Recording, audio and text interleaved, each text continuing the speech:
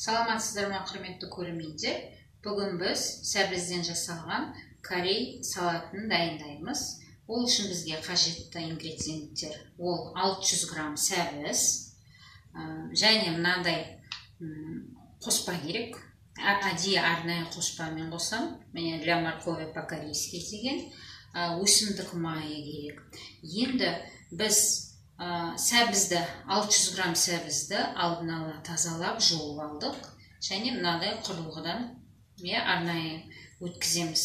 Егер сіздердің мынадай теркаларыңыз болмаса, онда әдеттегідей жай ғана теркадан өткізсеңіздер де болады.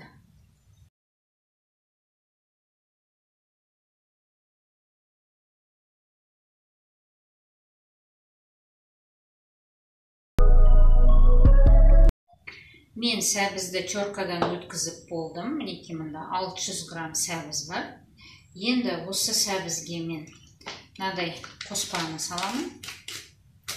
Біреуі жетіп жарайды 600 граммға.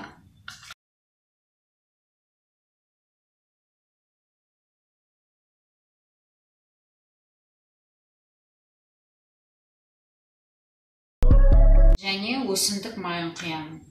Мына жерде менде 5 ас қасық.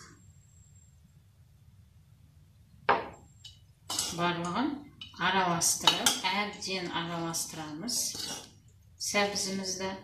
Және 1 сағат салқын жерге, яғни тоңазытқышқа қоюымыз керек.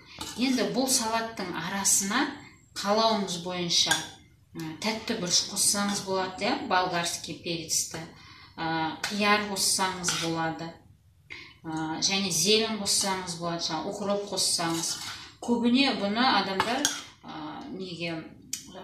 пияз қосады екен бұл салатқа. Мен пиязды олар майға қуырып алып барып, сол ыссы қуырылған қоспаны осы сәбіздің үстіне қосып араластырады екен.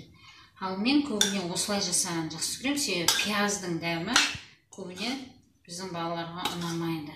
Сол себептен енді біз араластырып болдық. Қазір бұны біз тоңазытқышқа қоямыз. Міне менің салатым дайын болды. 1 сағат уақыт өтті. Мен оны тоңазытқыштан алып шықтым.